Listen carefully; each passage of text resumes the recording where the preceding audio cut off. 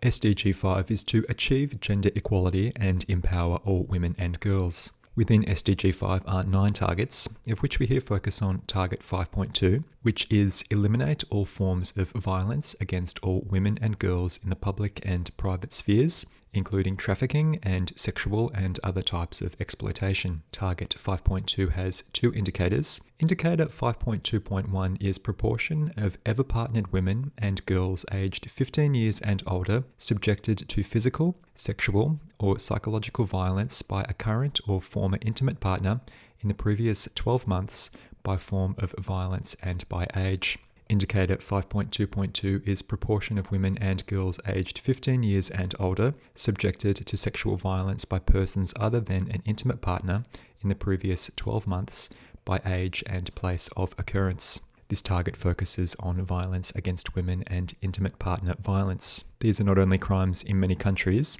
but violations of human rights agreed upon at the international level in the form of treaties.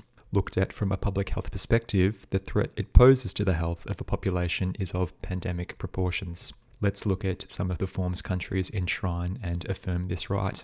The most relevant to this topic is the Declaration on the Elimination of Violence Against Women adopted by the UN General Assembly in 1993. This violence can be physical, sexual, or psychological, whether or not committed by an intimate partner. The same principles are also reflected in the following human rights agreements. The Universal Declaration of Human Rights. The Declaration is international law for those who signed and ratified via 2 treaties adopted by the UN General Assembly in 1966. The first of those is the International Covenant on Civil and Political Rights. All but 20 countries are states parties. Those who have not acted include South Sudan, Saudi Arabia, Oman, UAE, Bhutan, Malaysia, Myanmar, with China signing but not ratifying. The other treaty enforcing the Universal Declaration of Human Rights is the International Covenant on Economic, Social and Cultural Rights.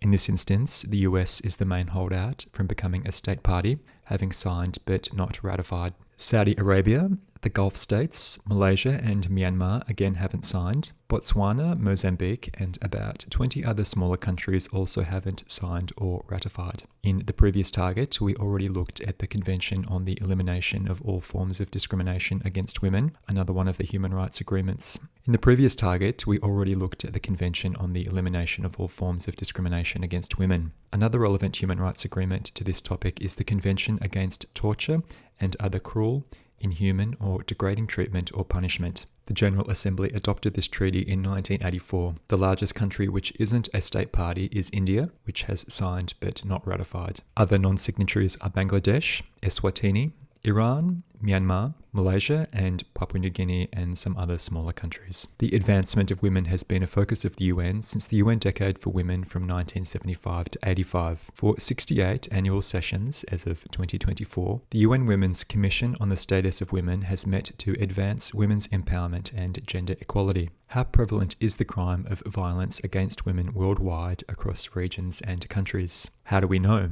Much violence against women occurs out of sight, behind closed doors. For this information, we can look to 3 main international sources. Several UN agencies work together to collate this data for measurement. 10% of women over 15 years old worldwide experienced physical or sexual violence from an intimate partner in the past 12 months. The highest proportions were in Democratic Republic of Congo and Afghanistan, both reporting above 30%.